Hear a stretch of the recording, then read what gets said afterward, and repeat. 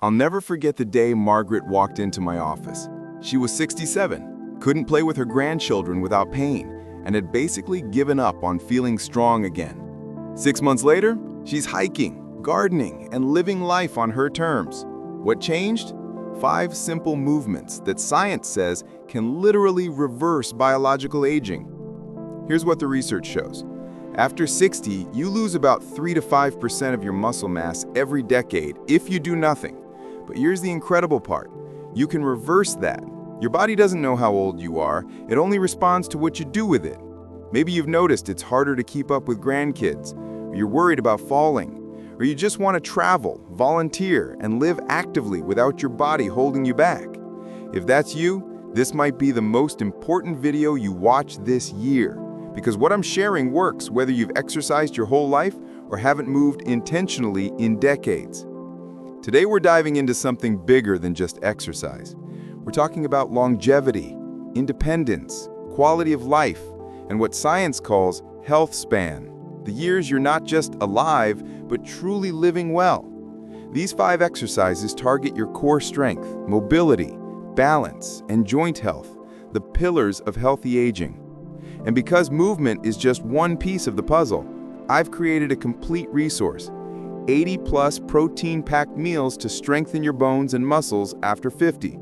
It's in the description. Think of it as the nutrition companion to what we're doing today, because what you eat matters just as much as how you move. Let me tell you why your core matters more than you think. It's not about six-pack abs. It's about something far more valuable. Your core is literally your center of stability. It's what allows you to carry groceries, reach for items on high shelves, twist to back out of parking spaces, and get up from the floor when you're playing with a toddler.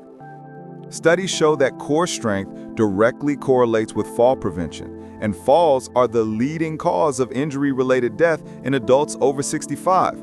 So this isn't vanity, this is survival and independence. The plank might look simple, but it's engaging your entire body, abs, back, shoulders, glutes, in a way that protects your spine and builds functional strength. The beauty? It's completely joint-friendly. No impact, no jarring, just pure, effective strength building. Imagine being able to stand at a kitchen counter preparing meals without back pain, or standing through your grandchild's entire school play without needing to sit. That's what core strength gives you back. Here's how we do this safely and effectively. First, start on the floor, lying face down. Place your forearms flat, elbows directly under your shoulders. Second, engage your core. Imagine pulling your belly button toward your spine. Third, lift your body up, creating one straight line from the crown of your head through your heels. Fourth, keep breathing. Don't hold your breath. Steady, calm breathing. Fifth, hold for 20 to 30 seconds. If that's too much, hold for 10. There's no judgment here, only progress. Finally, lower down slowly, rest. Repeat 2 to 3 times. If a full plank feels too challenging right now, drop to your knees. You're still building tremendous strength. Or start against the countertop in an inclined position. The key is consistent effort, not perfection. Every journey starts exactly where you are. You know what I love about this exercise? It teaches you something valuable beyond physical strength. It teaches patience and presence. Holding a plank requires you to stay in the moment, to breathe through discomfort, to trust that you're stronger than you think. Those lessons apply everywhere in life. Building strength is powerful, but fueling that strength, that's where real transformation happens. The ebook in the description gives you the exact meal plans my clients use to support their training, boost their energy, and strengthen their bones. It's like having a nutritionist and trainer in one resource. Exercise 2, chair-assisted hip hinge. Can I be honest with you? Most people lose their independence not because of age, but because they stop moving correctly. They stop hinging at the hips and start rounding their backs. And that's when injuries happen. That's when chronic pain sets in. But here's the good news. You can retrain this pattern at any age. Research in biomechanics shows that the hip hinge is one of the most fundamental human movement patterns. It's how we're designed to bend. When done correctly, it protects your spine, strengthens your posterior chain, that's your hamstrings, glutes, and lower back, and improves your overall mobility. Mastering the hip hinge affects everything: how you garden, how you pick up grandchildren, how you load groceries into your car, even how you get in and out of bed. This is functional fitness, training for real life, not just the gym. This single movement pattern could save you from years of back pain and maintain your ability to live independently. Let's break this down step by step. First, stand facing a sturdy chair, feet shoulder-width apart, soft bend in your knees, never locked. Second, place your hands on your hips or extend them in front of you for balance. Third, push your hips back. Imagine someone pulling your hips with a rope from behind. Fourth, your chest stays proud, shoulders back, spine neutral, no rounding forward. Fifth, lower yourself until you feel a gentle stretch in your hamstrings. Don't force it. Sixth, drive through your heels and squeeze your glutes to return to standing tall. Finally, repeat 10 to 12 times, focusing on the quality of each repetition. I had a client, Robert. He's a woodworker. And 72, his back pain was so bad he thought he'd have to give up his craft. After mastering this hip hinge pattern and applying it to his workshop movements, he's pain-free and building furniture again. The right movement pattern changes everything. Start with just your body weight. Use the chair for balance if needed, one hand resting lightly on it. As this becomes comfortable, hold a light weight, a book, a water bottle, eventually a dumbbell. Progressive resistance builds progressive strength and confidence. Exercise 3, wall push-ups for upper body strength. Let's talk about upper body strength. Society tells us that as we age, we should expect to get weaker, that opening jars becomes impossible, that carrying things becomes a burden. I'm here to tell you that's a lie. Your muscles don't have an expiration date. They have a use it or lose it policy. Upper body strength is linked to longevity. Studies published in the Journal of Gerontology found that grip strength, which correlates with overall upper body strength, is one of the best predictors of healthy aging. Strong arms and shoulders don't just help you open jars, they're markers of vitality and resilience. Wall push-ups build strength in your chest, shoulders, triceps, and core without the joint stress of traditional push-ups. This translates directly to your daily life: carrying grandchildren, loading groceries in overhead compartments, pushing open heavy doors, even maintaining your balance if you trip.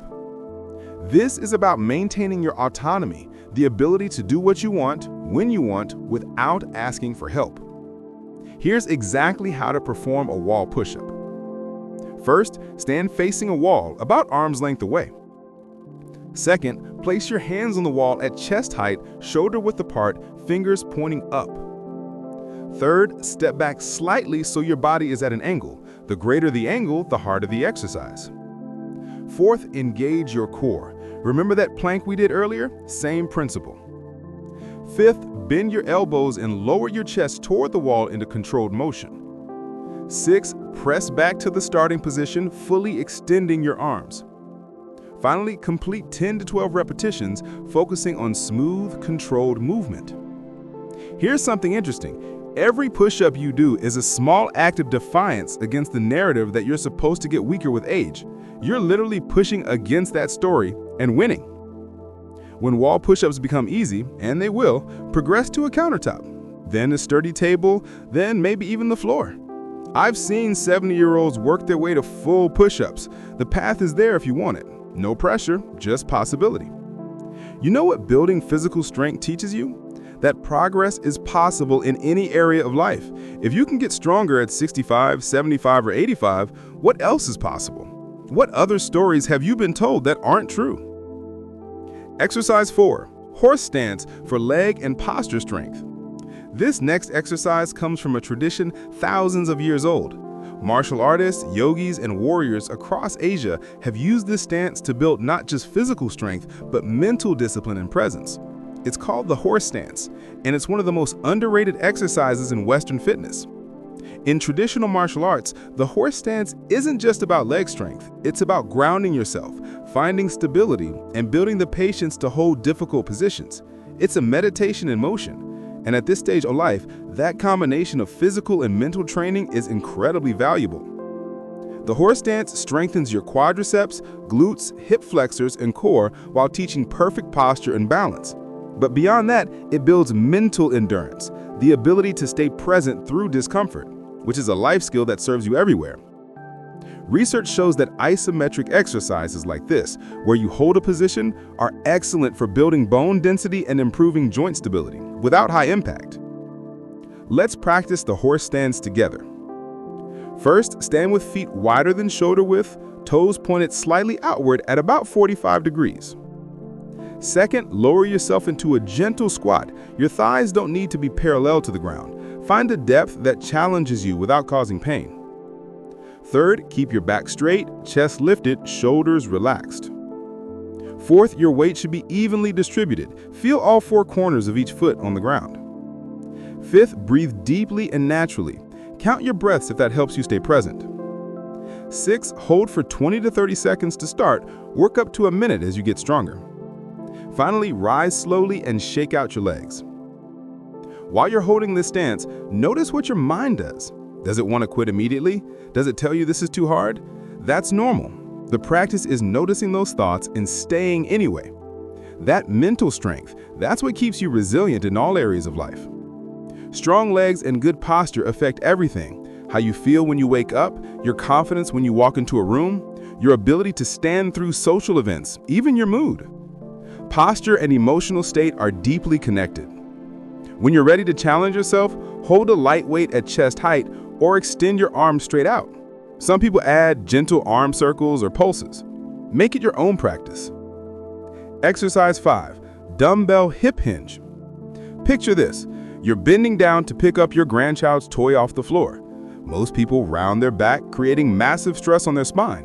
Or you're loading groceries into your trunk. Same problem.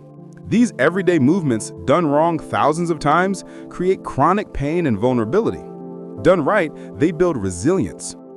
The hip hinge is what researchers call a fundamental movement pattern. It's wired into human biomechanics. Babies naturally do perfect hip hinges when they bend. But as we age and spend years sitting, we lose that pattern. The good news? You can retrain it, and the benefits are immediate and lasting. The dumbbell hip hinge strengthens your entire posterior chain, glutes, hamstrings, lower back, and even your lats. This isn't just about looking strong, it's about building a body that can handle real life. It prevents injury, improves posture, increases mobility, and builds functional power. This is insurance against back pain and loss of independence. It's one of the highest return investments you can make in your physical health. Let's master the dumbbell hip hinge. First, start with light dumbbells, 3 to 5 pounds, or no weight at all as you learn. Second, stand tall, feet hip-width apart, dumbbells hanging at your sides. Third, slight bend in your knees, not a squat, just a soft bend. Fourth, initiate the movement by pushing your hips backward as if closing a car door with your butt. Fifth, lower the dumbbells along your legs. They should travel close to your body, not out in front. Sixth, keep your back flat, chest up, shoulders back. Look at a spot on the floor a few feet in front of you. Seventh, feel the stretch in your hamstrings. That's where you should feel this, not in your lower back. Eighth, drive your hips forward and squeeze your glutes hard to return to standing. Finally, that's 1 rep. Complete 10 to 12 with perfect form. Watch out for these mistakes: rounding your back, bending your knees too much, turning it into a squat, or using momentum instead of control. If you feel this in your lower back, you're doing it wrong. Reset, reduce the weight, and focus on pushing your hips back while keeping your back flat. I trained a 68-year-old woman named Linda who had thrown out her back 3 times picking up her granddaughter. After mastering this movement and applying it to how she lifted the baby, 0 back problems in 2 years. That's the power of movement education. Learning to move correctly is a form of self-respect. You're saying, my body deserves to be treated well. I deserve to move without pain. That mindset shift, that's as important as the exercise itself. So we've covered 5 powerful exercises today, but here's what we've really talked about: autonomy, resilience, longevity, and quality of life. These movements are tools, but the bigger picture is this: you get to decide how you age. Society has scripts about what 60, 70, 80 looks like. You don't have to follow those scripts. Every plank you hold, every hip hinge you practice, every wall push-up you complete is a vote for the life you want to live: active, independent, engaged, and strong. Research shows that you can build muscle and strength at any age, even in your 80s and 90s. But here's the key. Consistency beats intensity every time. Doing these exercises 3 times a week for 6 months will transform your body more than doing them intensely for 2 weeks and quitting. Start where you are. Build gradually. Listen to your body. Progress isn't linear. Some days will feel easier than others. That's normal. What matters is showing up. Movement is crucial, but it's only half the equation. Your body needs the right fuel to build bone density, repair muscle, and support your immune system. That's why I created 80+ protein-packed meals to strengthen your bones and muscles after 50. This isn't just a recipe book. It's a complete nutrition system designed specifically for the needs of adults over 50. Easy recipes, meal prep guidance, shopping lists, and the science behind why certain nutrients matter more as we age. If you're serious about this journey, and I think you are, grab the ebook in the description. It's the nutrition companion to everything we talked about today. Here's something I want you to remember. Physical strength and mental strength are interconnected. When you build one, you build the other. When you prove to yourself that you can get stronger at 65, 75, or 85, it changes how you approach every challenge in your life. Suddenly, learning new technology doesn't seem so daunting.